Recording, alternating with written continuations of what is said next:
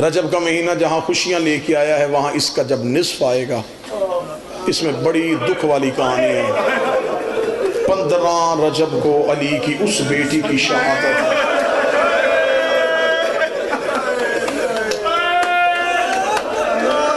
جس کے چہرے سے سوائے قرآن کے کوئی واقف نہیں تھا۔ میں بڑی ادب کے ساتھ مصیبت پڑھوں گا۔ اس آقا زادی کی عزت کے کیا کہنے جس کے دروازے پہ عباس جیسا گردن جھکا کے کھڑا ہوتا ہے۔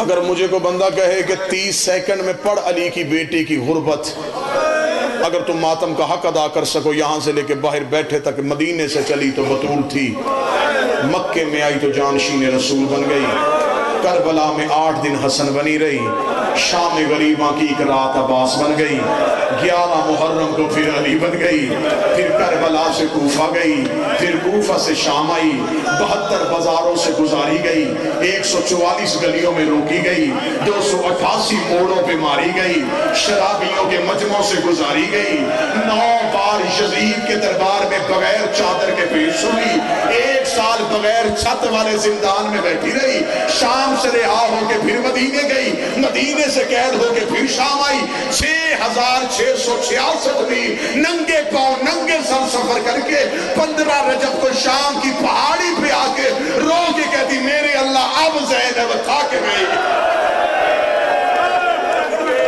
میرے اللہ اب تھک گئی، میرے مالک تیرا دین بچ گیا، مجھے ماں کہنے والا کوئی نہیں بچ گیا۔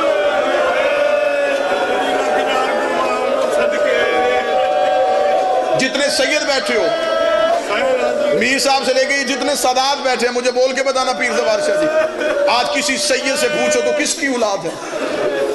کوئی کہے گا حسنی ہوں، کوئی کہے گا حسینی ہوں، کوئی کہے گا عابدی ہوں، کوئی کہے گا کاظمی ہوں، کوئی کہے گا نقوی ہوں۔ آج تک کبھی کسی نے یہ بھی بتایا کہ میں زینبی سید ہوں، میں علی کی بیٹی کی اولاد میں سے ہوں؟ پھر آج کے بعد یہ جملہ نہ کہنا کہ کربلا میں 2 بیٹے قتل کروائے، نسل قتل کروا کے آئی ہے علی کی بیٹی، نسل قتل ہوئی علی کی بیٹی۔ میں غیر سید ہوں، میں جملے کھول کے نہیں پڑھ سکتا۔ بادشاہ حسین کی عزت کی قسم، مصائب بھی ہم آپ کے ڈر سے چھپاتے ہیں۔ میں یہ 2 باعزت، ادھر ہے میرے باب الحوائج کی زرعی، شہنشاہ حسین کی علم والا غازی، ان سب کو ضامن بنا کے کہہ رہا ہوں، تمہارے ڈر سے مصائب چھپاتے ہیں، صرف تمہارے ڈر سے پڑھ دیتے ہیں کہ شام میں پتھروں کی بارش ہوئی، صرف پتھر سن کے تم رونا شروع کر دیتے ہو۔ غازی بادشاہ کی قسم کھا کے جملہ پڑھنے لگا ہوں، تو نہ روئے پھر غازی جانے اور تو جانے، شام کے بازار میں صرف پتھروں کی بارش نہیں ہوئی، شام کی کمینی عورتوں نے کپڑوں کو آگ لگا کے علی کی بیٹیوں پہ پھینکی ہے، جس کے پاس کھولتا ہوا پانی تھا اس نے ابلتا ہوا پانی پھینک دیا۔ مولا سجاد کہتے جب بازار شام عبور کیا، دیوار کے ساتھ لگ کے کھڑی ہوئی علی کی بہو بیٹیاں، سجاد کہتے میں پہچان ہی نہیں سکا ان میں اکبر کی ماں کون ہے، ان میں اصغر کی ماں۔ حوصلہ حوصلہ حوصلہ، کتنی زخمی ہوئی علی کی بیٹیاں۔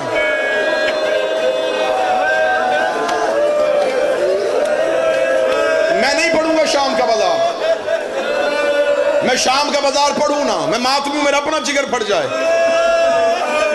سید تشریف فرمائیں ان کے سامنے کیسے پڑھوں؟ گزری نہیں گزاری گئی،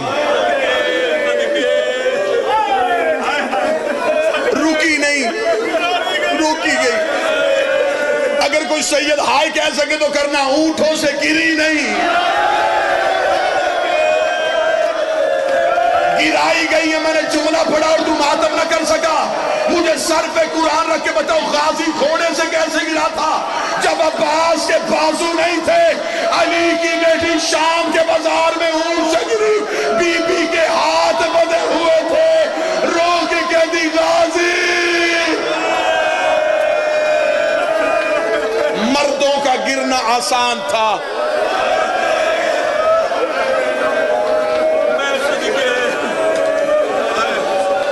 بازار شام پڑھا جائے،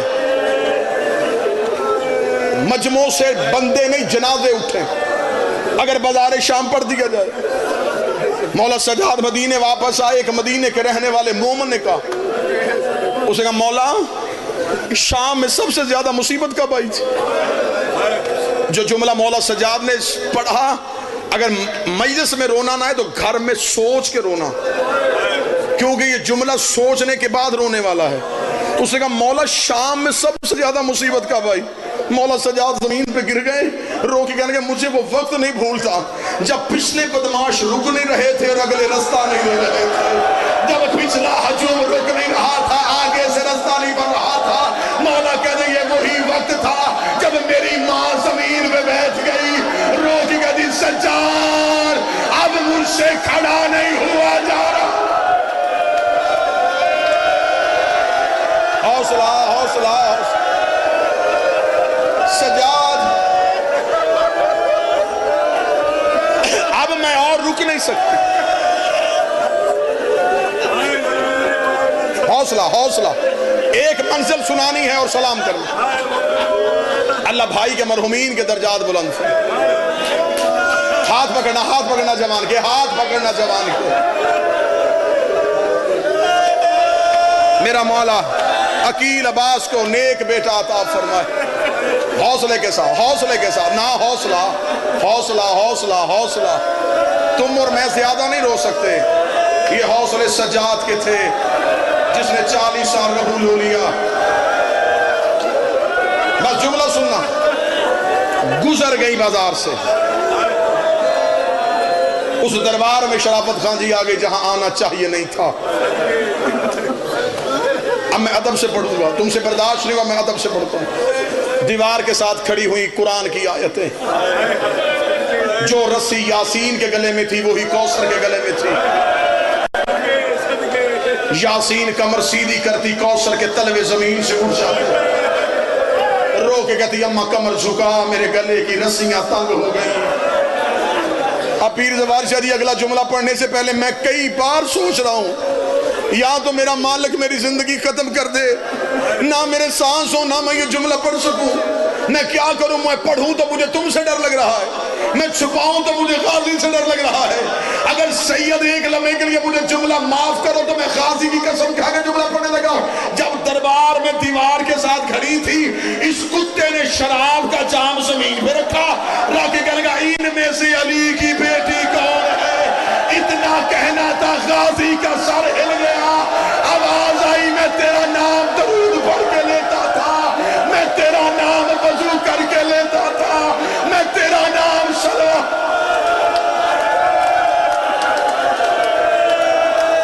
حوصلہ حوصلہ حوصلہ حوصلہ, میں تیرا نام درود پڑھ کے لیتا تھا. دے دیتی اجازت, نہ شرابی کے دربار میں آتی.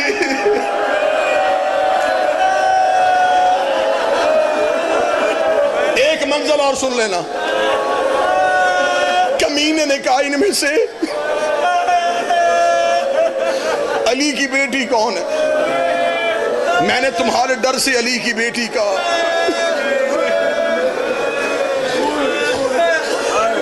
قریب کھڑے سپاہی نے کہا وہ سب سے آخر میں جو سفید سر والی ضعیفہ کھڑی ہے نا, اس کی کمر کے پیچھے کھڑی ہے. اس نے کہا یہ سفید سر والی ضعیفہ کون ہے؟ سپاہی نے کہا ان کی کنیز ہے. اس نے کہا یہ آگے کیوں کھڑی ہے؟ کنیزیں تو پیچھے کھڑی ہوتی ہیں. اس نے کہا یہ سارے رستے میں آگے آئی ہے, اس نے علی کی بیٹی کا پردہ نہیں چھوڑا. اس نے کہا اسے ہٹا. سپاہی دیکھا تھا ہم نے پورے بازار ہی سے بڑا مارا ہے, اس نے علی کی بیٹیوں کا پردہ نہیں چھوڑا. اتنا کہنا تھا, اس نے کہا میرے سامنے ظلم کر کے دیکھ. اس کمینے کے ہاتھ میں کوئی لوہے کی چیز تھی, اس نے فضہ کے سر پہ رکھی, فضہ کے بالوں میں یاقوت کی سرخی آئی. علی کی بیٹی نے فضہ کی کمر پہ سر مارا, رو کے دی اماں پردہ چھوڑ. فضہ رو کے دی یا مانا کہ یا پردہ چھوڑنے کا نہ کہ. مجھے بتا آج سیدہ ہوتی کیا بیٹی کا پردہ چھوڑ کے چلی جاتی؟ بی بی عالیہ کی آواز آئی، اماں میں تجھے زخمی نہیں دیکھ سکتی، اماں تو پردہ چھوڑ دے، اماں میں جانوں اور یہ ملاؤن جانے۔ بی بی رو کہتی نہ، جب تک میری سانسیں ہیں میں نے وعدہ کیا تھا تیرے نانے سے میں تیری اولاد سے وفا کروں گی، اگر میں سمجھا سکوں تمہارے رونے کے لیے۔ بی بی فضہ کے چہرے پہ لہو کی لکیریں تھی۔ بی بی فضہ نے اپنا سر اٹھایا، دربار میں دائیں دیکھا، اس دربار میں کوئی حبش کا رہنے والا ہے؟ اتنا کہنا تھا، بوڑھا حبشی کمر پہ ہاتھ رکھ کے اٹھا، کتاب کے جملے چلتا چلتا قریب آیا، اپنے ابروؤں کو اٹھایا، کہتا قیدن قیدن، تجھے پورے دربار میں صرف حبش والے کیوں یاد آئے؟ فضہ سر جھکا کہتی کون ہے تمہارے ملک کا بادشاہ؟ کہنے لگا مر گیا، اب تخت پہ کون ہے؟ کہنے لگا اس کی ایک بیٹی تھی، وہ مدینے چلی گئی ہے، ہم نے اس کی جوتی تخت پہ رکھی ہے۔ فضہ دیکھا اس دربار میں وہ میمونہ آئے تو پہچان لے گا؟ اتنا کہنا تھا، بوڑھے حبشی نے ساتھ والے سپاہی سے تلوار کھینچی، کہنے لگا قید نہ ہوتی میں سر تن سے جدا کر دیتا، تجھے نہیں پتا لوگ شراب پی رہے ہیں اور تو نے ہماری شہزادی کا نام لے لیا ہے۔ اتنا جملہ کہنا، فضہ رو کہی مجھے پہچان، میں میمونہ ہوں۔ دیکھنا تو ہی میمونہ ہے، کیوں چھوڑی سیدوں کی نوکری، کیوں آئی شرابی کے دربار میں؟ رو کہی پردہ کار اکیلی نہیں آئی، علی کی بیٹیاں۔ حوصلہ حوصلہ، ایک جملہ ایک جملہ، حوصلہ، ایک جملے کی اجازت دینا، اکیلی نہیں آئی، ایک جملے پہ جتنا ماتم ہو سکے کر لینا، آواز تھوڑی بڑھانا چاہیے۔ اکیلی نہیں آئی، علی کی بیٹیاں آئی ہیں، جب کنا علی کی بیٹیاں ساتھ آئی ہیں، اب جتنا ہو سکے اتنا ماتم کر لینا۔ اتنا کہنا تھا، بوڑھے حبشی نے ہاتھ کا اشارہ کیا، ہاتھ کا اشارہ ہونا تھا، 70 حبشیوں نے تلواریں نکالی، یہ اللہ اکبر کہہ کے یزید کے تخت کے قریب گئے، تخت کو گھیرے میں لے کر اترو بغیر تخت سے نیچے، تو نے ہر کسی کی بیٹی کو علی کی بیٹیوں کی طرح لاوارث سمجھا ہوا ہے۔ اتنا جملہ کہنا تھا، زینب کڑیوں میں تڑپ گئی، آواز